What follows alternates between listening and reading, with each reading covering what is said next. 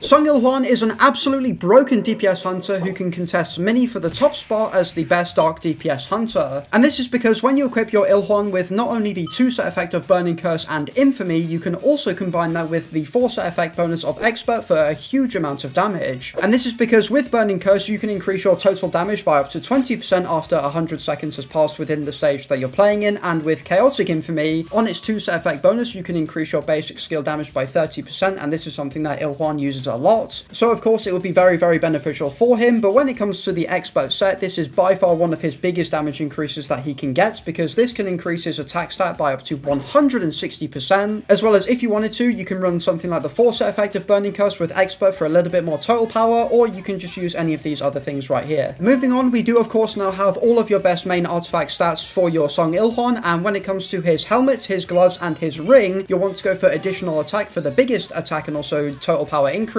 but you can also use attack percent if it is your only option. Then when it comes to all of your other two most important artifact main stats, these will be for your bracelets and also your boots. And starting off with your bracelet, you'll of course want to go for dark damage percent because Sung Il-Hwan is of the dark element. Plus for the boots, you want to go for critical hit damage because he is a crit based DPS, and this is a very easy way for him to get a lot of critical hit damage. But as for his very best substats, it's also going to be very simple and very easy for you to do, because you'll want additional attack and attack percent as your two most important ones because he is an attack scaling DPS. Then of course you'll want to give him a lot of critical hit rate, getting that up to 50% with a very good amount of surplus, and also critical hit damage to around 200% because this is going to be one of his main sources of damage, is going to be through critting. However, the final two good substats for your Sung Il-Hwan will be stuff like damage increase and defense penetration, which are all very important stats, and you'll want to get those to around 30% each. Next up, let's talk about all of your Sung Il-Hwan's very best cores, and his are very easy and very simple for you to choose, because for his mind piece, you'll either want to give him the Nameless Demon's Deception or even the Eyes of the Watcher, because he does use his ultimate skill pretty often as well as his core attacks. But following that though is the body piece, and for this you'll want to use the Nameless Demon's Horn for the 10% max HP shield that you can give to yourself for 8 seconds once you have used his ultimate skill. And then finally for his spirit piece, just like the mind piece, you do actually have two very good options, with the first one being Teeth of the Watcher, which in my opinion is going to be his best option for hunter mode. However, when you are using him in teamfight, you can use something like the Ancient Wraith's Mana Power for extra power gauge charging. After that, we of course now need to talk about all of your best stats for all of your Sung Il-Hwan's cores, and for your main stats, just like normal, you'll want to use additional attack, defense, and HP because this will give your biggest stat increase and also power increase. And just like always, when it comes to your substats for your cores, you basically just want to prioritize whatever stat you're missing from your artifacts, whether it be stuff like crit damage, damage increase, defense penetration, anything like that is what you want to prioritize. Your Sung Il-Hwan's advancements are up next, and let's talk about what you should go for. So in my opinion, if you are going to use Sung Il-Hwan, you are definitely going to want to get him all the way to A5 because of what it can apply. That is very